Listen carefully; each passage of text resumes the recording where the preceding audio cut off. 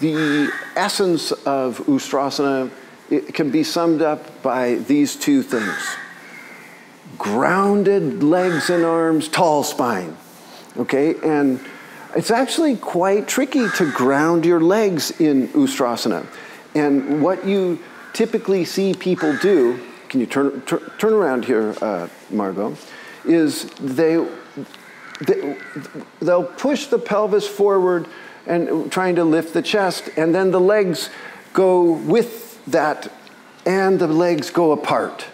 This is not what you want to do, okay? Because for one, you're trying to use your legs and arms to support your position, and that's how you protect your body in the back bend. And so you're trying to get your thighs to stop and your shins to root down in your position, which is very contradictory, because the moment you start to draw your pelvis forward and to work to open your chest, the legs come right with you.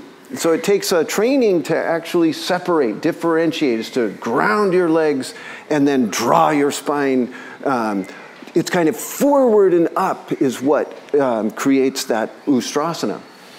Okay, and so also when you let the legs go apart and you push your pelvis forward, you lose the height of your spine. So it's a kind of a shearing of your lower spine, and the chest actually drops. Okay, and that's why you're trying to stay as vertical as possible through your legs and really lift up your chest into a high dome to take your pose. So we're going to explore that with the wall. Okay, and you'll put your knees and thighs against the wall and then have some high blocks. And this is actually, it's funny because it's also like a Shalabhasana exercise. So in Shalabhasana, you keep your whole belly on the ground and only lift your upper chest. And so you're going to do this exercise in Ustrasana. Hike your knees to the wall there. Yeah. So you've got your knees, thighs, belly, pelvis, and belly all pinned to the wall. Okay, and then you've got your hands on blocks, and you're just going to take your head back and lift your chest. Okay, and that's your Ustrasana. And stay as long as you can. So you're not actually working the transition today. We're just working the state of the asana. And partly, this is a very easy position. You can stay there. And stay in position, Margot, but lift your head. So but keep working. Yeah. And so you can alternate between kind of lifting your head, kind of almost Jalandhara Bandha, and taking your head back. And feel that tall. You're grounding your legs and arms and making the tallest arch possible. That's the essence of Ustrasana. Grounded limbs, tall spine. Okay, and now take a little rest for a moment. And here's what I want you to do. So when you push your parts against the wall, it's actually, you're doing the exact opposite of what you really want to do. But it gives you this nice feeling of grounding that is very desirable. But what you want to do is actually supply that grounding force with your own body. So what you're going to do is be in the exact same position. So don't scoot back, is what I'm telling you. But then don't use the wall. So try the move just with your butt. Don't move back, though. See, there would be a temptation to move back, but don't do it. Keep your body right at the wall, but don't press into the wall. And then do the exercise again. Ground your legs and arms and tallest possible arch. And feel how much harder it is to supply the grounding force with your own body.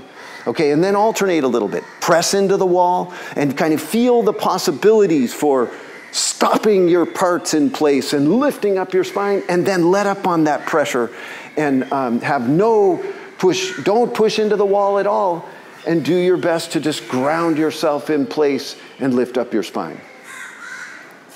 Okay, and this really is the crux of this whole tutorial right there. That's the essence.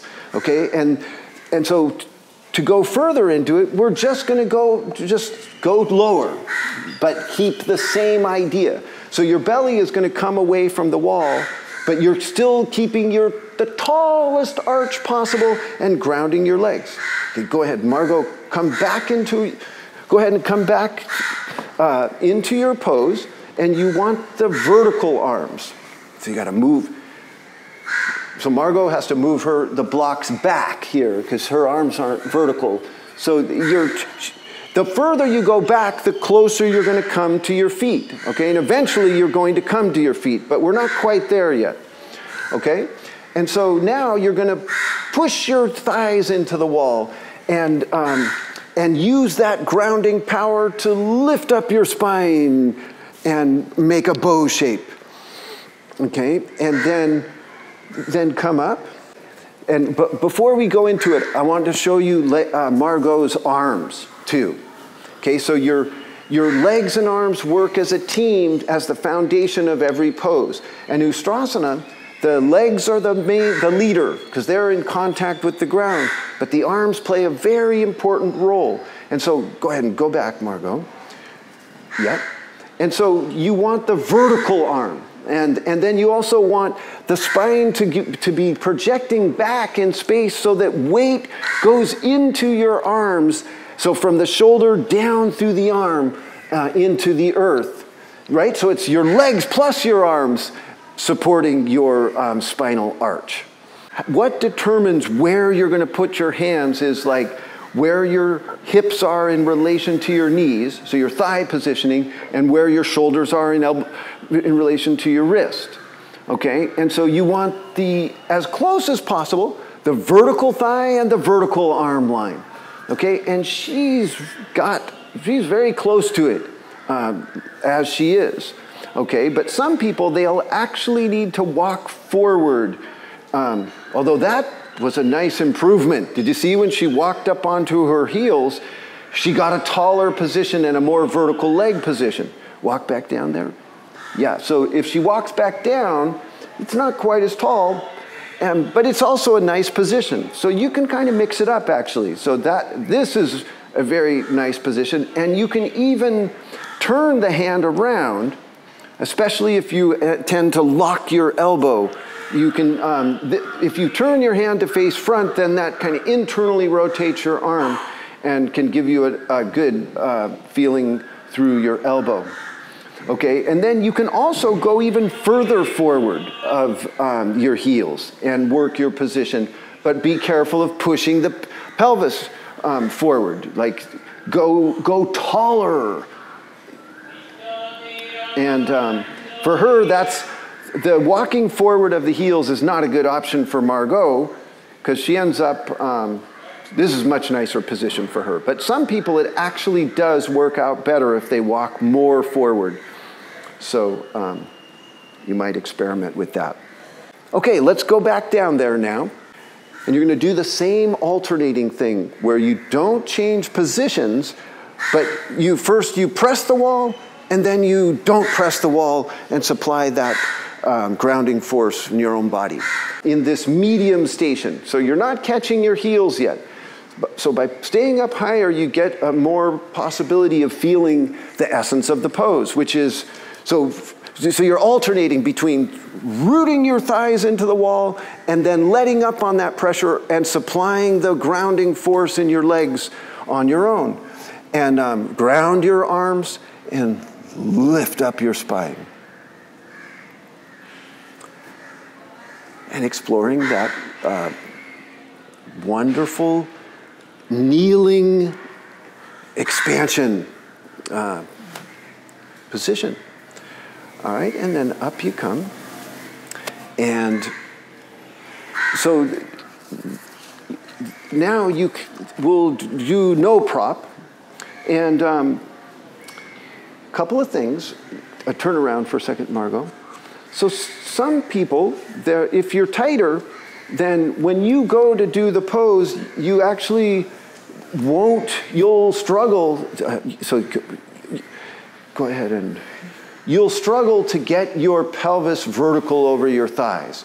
Okay? So you're going to be projecting your pelvis forward and lifting your chest, and your natural tightness will limit you. But you're still going to ground your legs even if there's resistance. Okay, but some of you, you're going to be able to push beyond. But that's where as soon as you get vertical, you're going to limit that. You're going to root your thighs in place and not let the pelvis go beyond this side plane. Okay, so figure out what your job is. Are you needing to limit your thighs and not let the pelvis go too far? Or are you behind the line and you're really working to lift up and approach that line as best as you can? So every pose emerges out of a natural thing a human being does, like when they explore movement and posture. You just explore it. From a kneeling position, how does that back bend, that kind of opening up, that expansion emerge organically? So start from a kneeling position and then slowly just lift the hips, open the chest, take the head back, stop for a moment, and then come down and repeat. It's very wave-like, fluid, awesome, natural thing to do. Just from kneeling, open into expansion and come down and ground your limbs. Okay, and so as we move into kind of complexity and sophistication, you don't want to lose that essence of the pose. Okay, so we'll do one final time. And just remember the different variables, okay? So you want to remember how to modify the pose to make it easier to kind of get at that original essence that we're talking about. Grounded limbs, tall spine in a nice bow shape, okay? And and then also remember, you're centering your spine to get the most benefit from your legs and arms in combination. All right, so here we go. Come back into your pose, whether you're at the wall using blocks or coming all the way into the position. If you have the vertical thighs, shift back slightly. So make your whole position shift back and bend your elbows and then slowly build into that more complex, precise position. And do it again. Lower a tiny bit and then organic. Ground your legs and open up your chest to the sky and breathe freely. So you're kind of building complexity and actions throughout the body, and at the same time kind of finding this freedom that's so natural to the position and the body in the position. All right, then up you come. Okay, so I hope that gives you some ideas for exploring Ustrasana, and namaste.